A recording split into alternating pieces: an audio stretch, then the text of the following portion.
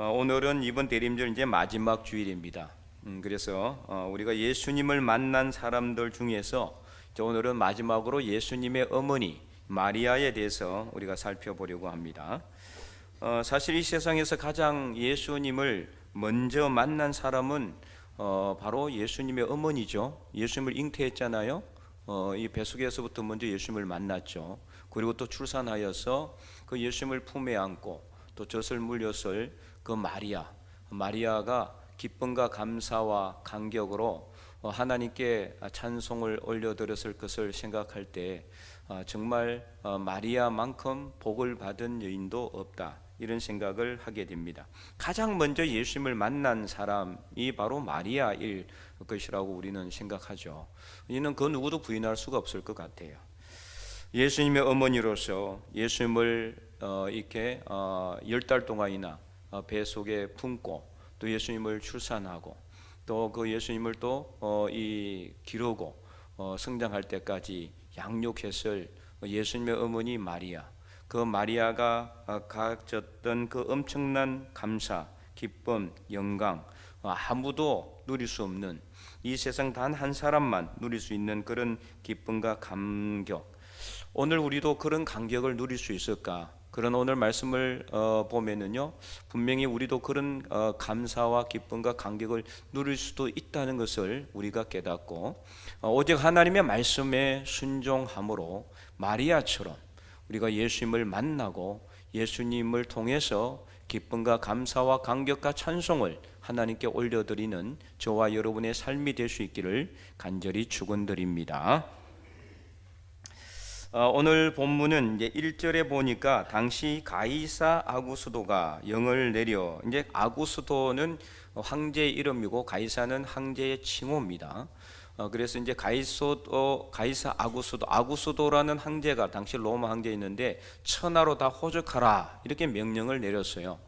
호적하라고 명령을 내렸다는 것은 오늘날로 본다면은 총인구 조사 이런 거라고 볼 수가 있습니다. 총인구 조사를 우리나라도 이제 매년마다 하지는 않지만 5년 10년마다 이렇게 하잖아요.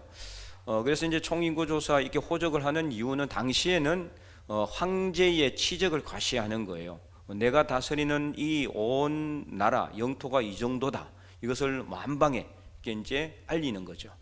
두 번째는 세금을 징수하고, 그리고 마지막으로는 군인들을 징발하기 위한 목적으로 호적 명령을 했다고 합니다. 그래서 3절에 보니까 모든 사람들이 호적하기 위해서 고향으로 가는데, 4절에 요셉도 다윗의 후손이었기 때문에 다윗의 고향인 베들레헴으로 이제 호적하러 갔어요. 그래서 당시 마리아는 요셉과 정혼한 사이였거든요. 당시 이제 정혼을 하게 되면은 오늘날 우리 약혼 이런 게 아니라 법적인 효력이 있는 강력한 그런 제도였다고 합니다, 이스라엘에서는.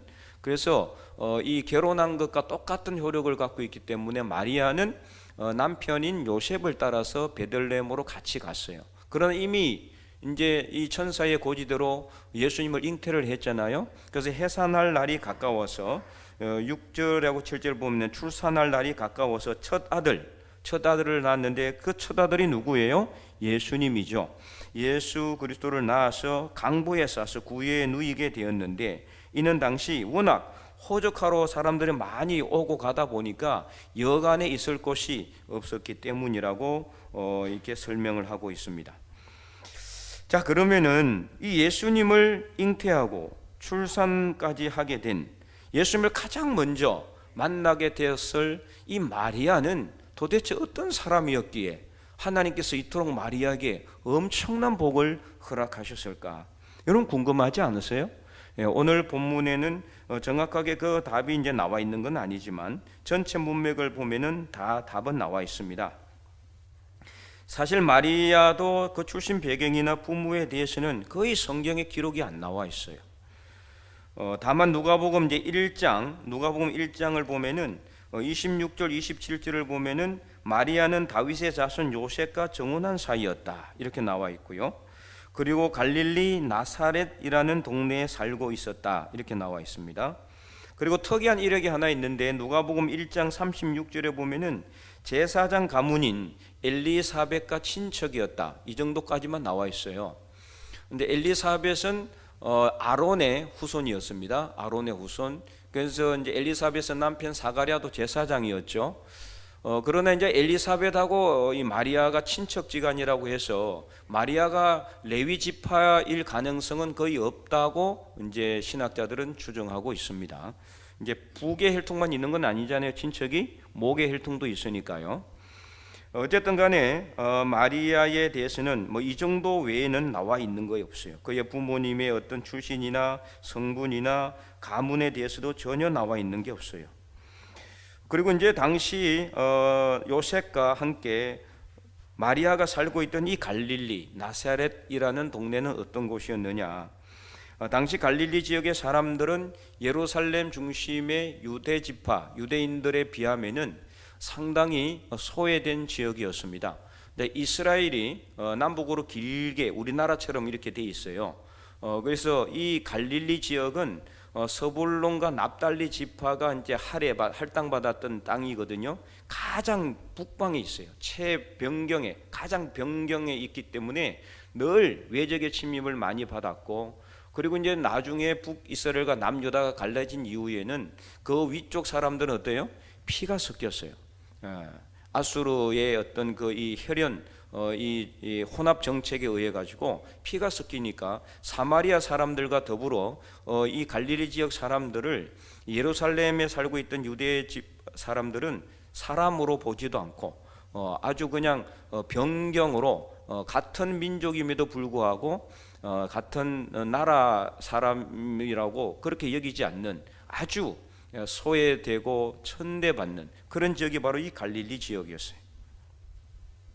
그래서 예수님께서 장성하신 후에 사역을 하실 때는 갈릴리 이제 또 나사렛에서 떠나서 바로 이제 가까운 곳이 가버나움이라는 곳이 있는데 그곳에 살았거든요. 이는 이제 이사야를 통해서 이미 예언된 말씀대로 된 것인데요. 자, 이사야 9장 1절에서 2절을 보면은 이렇게 기록이 되어 있습니다. 전에 고통받던 자들에게는 흑암이 없으리로다. 옛적에는 여호와께서 서불론 땅과 납달리 땅이, 이 서불론과 납달리 지파가 할애받았던 지역이 이제 갈릴리 지역이란 말이에요. 그래서 서불론 땅과 납달리 땅이 멸시를 당하게 하셨더니 후에는 해변 길과 요단 저쪽 이방의 갈릴리를 영화롭게 하셨느니라.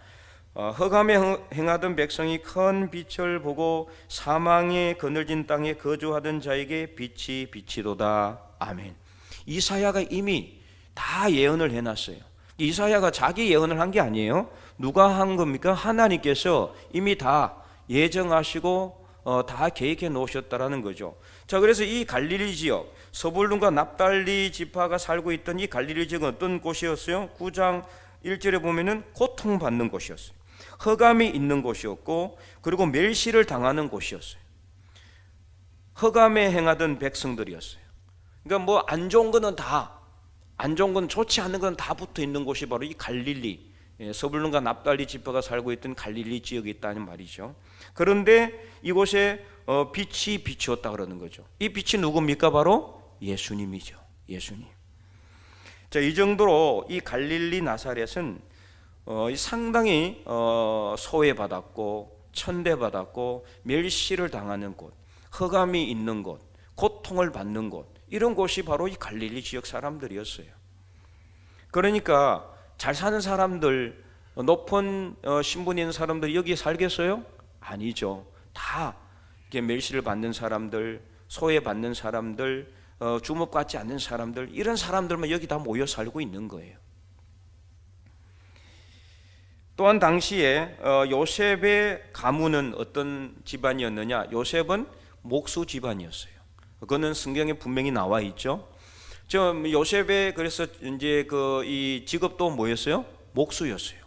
요즘 목수하면은 뭐 돈 버는 그런 아주 좋은 기술을 가지고 있는 그런 이제 사람으로 인정되고, 요즘은 뭐 엔지니어 하면은 다 알아주는 그런 시절이지만 옛날에는 그렇지 않았어요. 우리나라만 해도요. 우리나라만 해도 옛날에 한 3, 40년 전만 해도요. 엔지니어 뭐 이렇게 이제 뭐 일을 한 사람들은 아주 천대시했거든요. 천대시했어요. 이제 사무실에서 앉아서 이렇게 펜대를 굴리는 사람들, 이런 사람들 뭐 하이트칼라 아주 좋은 신분으로 그렇게 여겼지. 근데 지금은 완전히 다르죠. 그런데 이때는요, 목수는 너무나 천대받는 직업이었어요. 그냥 아예 사람 취급받지 않는. 이제 그런 가문하고 정혼을 했다는 것은 뭘 의미할까요? 마리아의 집안도 역시 비슷한 집안이었을 가능성이 아주 높다는 것을 알 수가 있죠. 그래서 이상을 통해서 우리가 이제 짐작을 해보면은 마리아의 집은 가난할 뿐 아니라 지극히 평범하고 보통 집안의 그런 평범한 집안의 출신인 가능성이 매우 높다라는 것을 볼 수가 있죠.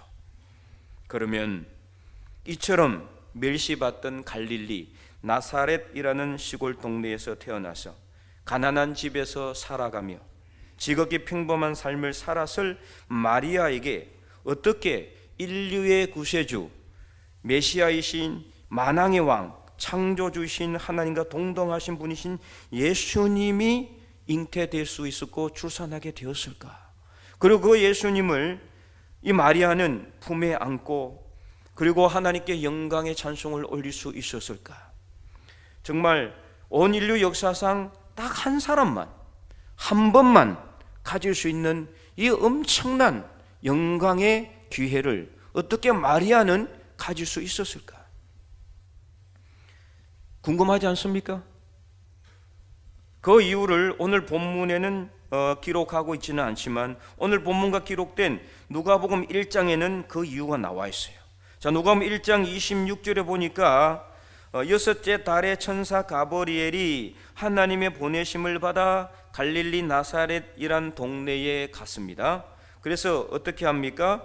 31절을 보면은 이 마리아에게 가서 천사가 예수님을 잉태할 것을 고지하고 있습니다. 31절 보라, 내가 잉태하여 아들을 낳으리니 그 이름을 예수라 하라. 그러자 마리아가 34절에 마리아가 천사에게 말하되 나는 남자를 알지 못하니 어찌 이 일이 있으리까? 마리아가 생각할 때 이는 말이 안 되는 거잖아요. 요셉과 정혼을 했지만 그러나 아직 동거하기 전이었기 때문에 마리아는 처녀였습니다. 남자를 알지 못하는데 임신을 할 수가 없는 상태잖아요.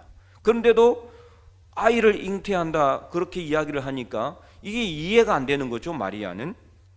그러자 천사가 어떻게 대답을 합니까? 먼저 35절을 보면은 이렇게 나와 있습니다. 천사가 대답하여 이르되 성령이 내게 임하시고 지극히 높으신 이의 능력이 너를 덮으시리니 이름으로 나실 바 거룩한 이는 하나님의 아들이라 일컬어지리라. 그러니까 이 마리아가 잉태하는 것은 어떻게 잉태되는 것이라고요? 성령의 능력으로 잉태하게 된다. 이것을 분명히 말해주고 있습니다.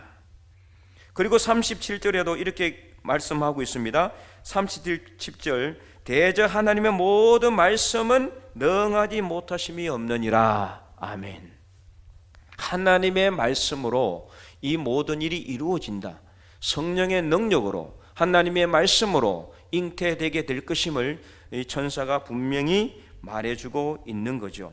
그래서 마리아는 이 말씀을 듣자 어떻게 했습니까? 그래도 안 됩니다. 이렇게 하지 않았어요. 어떻게 했습니까? 38절 누가복음 1장 38절을 우리 다 함께 큰 목소리로 읽어보도록 할까요? 마리아가 이르되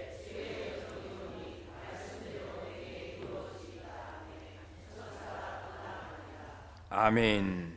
네, 마리아는 정말 단순하게 이 천사가 전해준 하나님의 말씀에 아멘으로 응답했어요. 주의 여정이 오니 말씀대로 그대로 이루어질 것을 제가 믿습니다. 이것을 마리아는 응답했다는 거죠. 어떻게 보면은 정말 단순해 보입니다.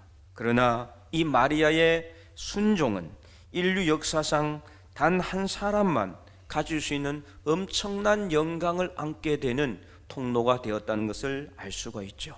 천사의 말, 하나님의 말씀에 마리아가 순종했기 때문에 이 마리아의 순종으로 인해서 이 마리아는 오직 인류 역사상 단 한 명만, 한 번만 가질 수 있는 영광의 기쁨을 맞이하게 된다. 이것을 오늘 본문은 우리에게 분명히 말해주고 있습니다. 아멘. 정말 단순하죠. 그렇잖아요? 그렇게 되기를 원합니다. 아멘으로 응답하는 것은 단순하지만, 그러나 그 아멘으로 응답하기까지 마리아에게는 엄청난 제약이 있다는 것을 오늘 알게 되지 않았습니까? 방금 살펴본 대로 마리아는요, 남자를 알지 못하는 처녀였어요. 일단 처녀의 몸으로 아기를 가질 수 있다는 것 자체가 불가능한 일이에요. 그렇잖아요?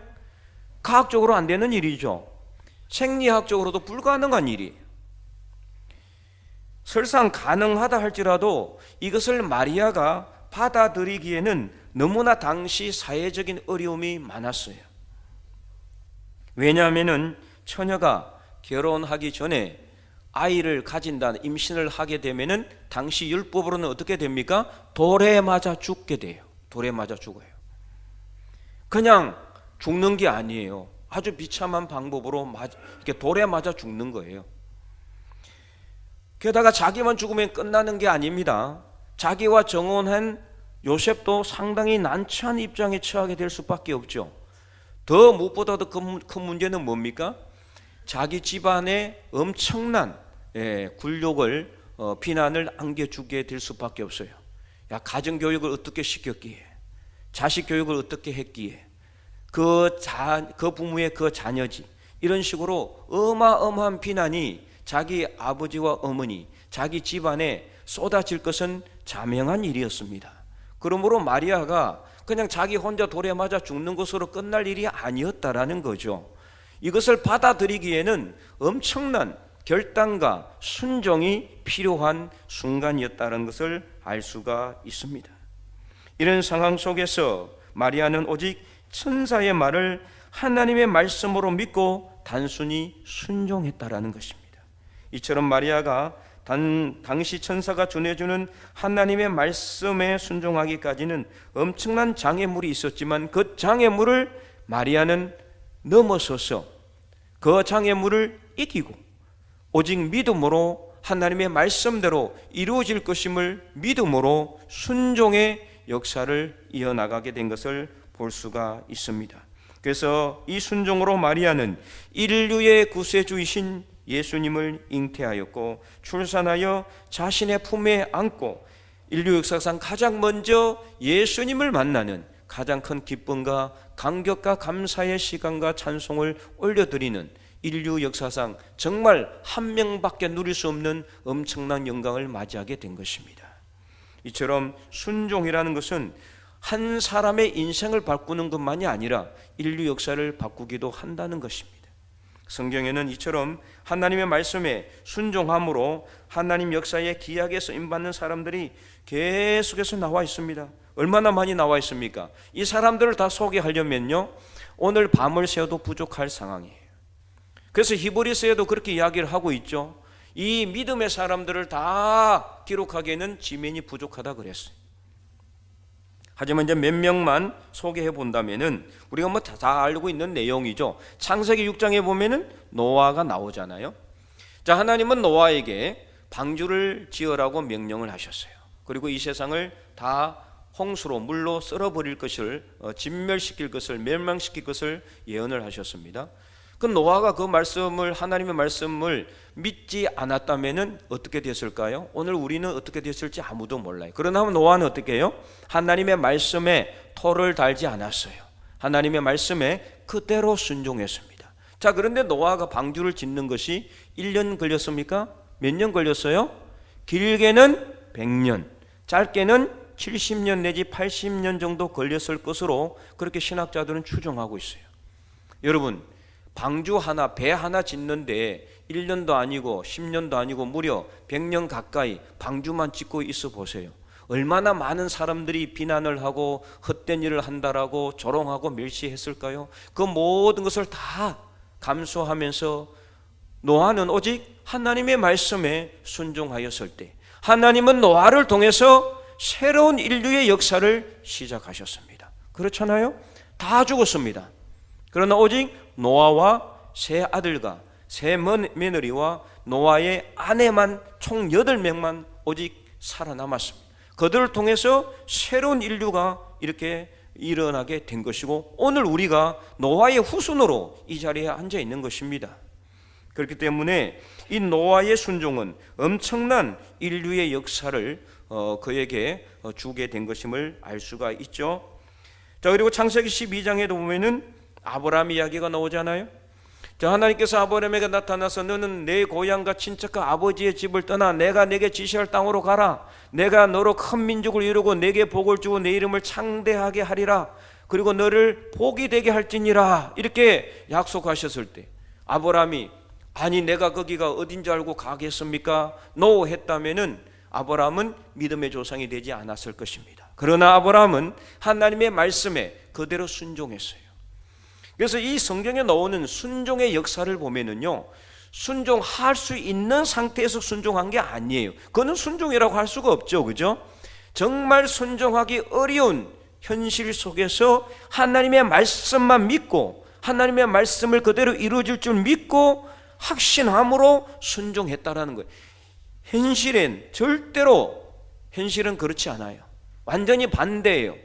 순종하기 힘든 상황 속에서도 순종할 때 하나님께서는 엄청난 역사를 이루신다. 이것을 이야기하고 있습니다. 또 사도행전 16장에도요. 사도 바울이 이제 1차 선교 여행을 끝내고 2차 선교 여행을 또다시 아시아 지역으로 가려고 했어요. 아시아는 오늘날 튀르키예잖아요. 그러나 성령께서 아시아에서 마게도냐로 가도록 아시아에 더 이상 복음을 전하지 못하도록 막으십니다. 그때 사도 바울이 노 했다면은 과연 오늘 우리가 이 자리에 있었겠어요? 없었을 것입니다. 그러나 사도 바울은 성령의 말씀에 그대로 순종했어요. 마게도냐 한 사람이 밤에 한상 가운데 그에게 나타나서 이쪽으로 와서 우리를 도우라고 성령의 지시함을 따라서 그렇게 했을 때 사도 바울은 그 성령의 지시를 따라 그대로 순종하여 마게도냐 첫 성인 빌립보에 가서 복음을 전함으로 복음이 아시아에서 어디로 갑니까? 유럽으로. 그 아시아는 오늘날 아시아는 아닙니다. 튀르키예를 이야기하는 것이고요. 오늘날 튀르키예 교회가 있습니까? 없습니다. 그러나 유럽은 기독교 문화입니다. 유럽으로 전해진 하나님의 말씀 복음은 미국으로 전해지고 우리나라로 들어오게 되었고 오늘 우리는 이 자리에 예배드리고 앉아 있는 것입니다. 이처럼요, 한 사람의 순종은 온 인류 역사를 바꾸는 엄청난 일을 우리에게 주신다. 또 한 나라의 역사를 새롭게 쓰게 한다. 그리고 한 집안과 한 가문과 한 지역을 바꾸는 엄청난 역사를 하나님은 이루신다는 것을 알 수가 있습니다. 무엇보다도 하나님 말씀에 순종하면은 하나님 역사에 우리가 귀하게 쓰임을 받는다는 사실을 여러분 분명히 아시기 바랍니다. 내 한 사람이 내가 뭐라고 내가 순종한다고 해서 어떻게 될까 이렇게 생각하지 마시기 바랍니다. 여러분 10년 후에 100년 후에 또 1000년 후에 나 한 사람의 순종으로 인해서 한 나라가 바뀔 수가 있고 인류 역사가 바뀔 수가 있고 여러분 가문이 바뀔 수가 있고 이 지역이 변화될 수가 있다는 것을 여러분 분명히 아시기 바랍니다. 지금은 아무 일도 일어나지 않을 것 같고 아무것도 안 생길 것 같지만 그러나 나 한 사람의 순종의 역사는 엄청난 일을 하나님께서 이루게 한다는 사실을 여러분 분명히 믿고 확신함으로 하나님의 말씀에 순종하는 하나님의 백성들이 될 수 있기를 간절히 소망합니다. 그래서 이 마리아의 순종, 정말 인류 역사를 바꾼 가장 최고의 순종이잖아요. 그러다 보니까 가톨릭 교회는 마리아를 존경하는 것을 넘어서서 거의 신격화하고 있습니다. 마리아 앞에서 절도 하고 마리아의 이름으로 기도도 하지만 잘못된 거죠. 이거는 왜 그러느냐? 그만큼 이 마리아의 순종이 어마어마한 인류의 역사, 구원의 역사를 이루었기 때문입니다. 오늘 우리도 때로는 정말 하나님의 말씀에 순종하기 힘든 때가 많이 찾아옵니다. 지금도 많이 찾아왔을 수도 있고 또 앞으로도 많이 찾아올 수도 있어요. 이거는 나와 하나님만 알아요. 아무도 몰라요. 내가 지금 이 말씀에, 하나님의 말씀에 지금 순종해야 될까 말아야 될까, 이거는 나와 하나님만 아는 일이죠. 그래서 여러분, 내가 하나님의 말씀에 어떻게 순종할 수 있느냐? 하나님의 말씀을 여러분 읽으셔야 됩니다. 하나님의 말씀을 읽고 쓰고 묵상하는 일에 최선을 다해야 됩니다. 그래야 할 때 하나님의 말씀에 우리는 순종할 수가 있는 것입니다. 왜 그렇습니까? 하나님의 말씀으로 천지를 창조했고, 하나님의 말씀으로 마리아가 아기 예수님을 잉태하였고, 하나님의 말씀으로 나라가 흥하기도 하고 나라가 망하기도 하고, 하나님의 말씀으로 인류의 구원의 역사를 이루었기 때문입니다. 그러므로 오늘 우리는 오직 하나님의 말씀에 순종할 때 오늘 우리에게도 마리아가 가졌던 그 어마어마한 영광의 역사를 우리도 체험할 수 있다는 사실을 여러분 분명히 아시기 바랍니다. 지금은 안 될 것 같지만 언젠가는 이루어집니다. 내가 하나님의 말씀에 순종할 때 하나님은 나 한 사람을 통해서 엄청난 역사를 이루신다는 사실을 여러분 분명히 아셔야 됩니다. 이미 말씀드린 대로요, 마리아의 집안이 특출하고 마리아의 믿음이 유별나서 하나님께서 마리아를 찾아간 것이 절대로 아닙니다. 이는 오직 하나님의 절대적인 은총이요, 무조건적인 은총으로 택함을 받은 것입니다. 오늘 우리도 마찬가지잖아요. 우리가 구원받을 만한 조건이 있어서 이 자리에 앉아 있는 게 아닙니다. 구원받을 만한 조건을 하나님께서 따졌다면은 오늘 저와 여러분은 이 자리에 없을 수도 있어요. 그렇잖아요. 그러나 하나님은 외형을 보지 않고 외모를 보지 않고 조건을 보지 않고 무조건적으로 하나님의 사랑으로 우리를 선택하셨기 때문에 오늘 저는, 오늘 여러분은 자격이 없음에도 불구하고 하나님의 종으로서, 하나님의 백성으로서 이 자리에 앉아 있는 줄 믿으시기 바랍니다. 그래서 마리아가 특별해서, 마리아가 집안이 뛰어나서, 마리아가 믿음이 유별나서 그가 이렇게 엄청난 영광을 맞이하게 된 것이 아니란 말이에요. 하나님의 특별한 은혜와 하나님의 선택으로 인해서 이루어진 것임을 우리가 믿는다면은 오늘 저와 여러분도 분명히 하나님의 말씀으로 순종할 때 하나님께서는 우리를 통해서 놀라운 역사를 이루신다. 마리아가 엄청난 그 하나님의 영광을 맞이하게 된 것은 그가 뛰어나서, 집안이 특출해서, 믿음이 유별나서가 아니라 하나님의 말씀에 단순히 순종하였기 때문이라는 것을 여러분 분명히 기억하시고, 오늘 나는 별 볼 일 없어 보이고, 오늘 나는 아무것도 없고 가진 것도 없고 지혜도 없고 지식도 부족하고 높은 지위에 있지도 않고 좋은 가문도 아니지만 오늘 우리에게는 하나님의 말씀이 있습니다. 그 말씀에 순종하는 하나님의 백성들이 되기를 원합니다. 말씀에 순종할 때 하나님은 외형을 따지지 않고 외모를 따지지 않고 조건을 따지지 않고 오늘 저와 여러분을 하나님의 역사에 귀하게 쓰기를 오늘 우리는 믿으시기 바랍니다. 그래서 오늘 우리가 이 대림절 마지막 주일을 맞이해서 정말 우리 같은 사람, 나 같은 사람을 찾아오신 하나님께 감사하는 것으로만 끝나지 마시고 더 나아가서 하나님의 말씀에 적극적으로 순종하여 하나님의 영광의 역사에 귀하게 쓰임받는 하나님의 귀한 백성들 다 될 수 있기를 주님의 이름으로 간절히 축원드립니다.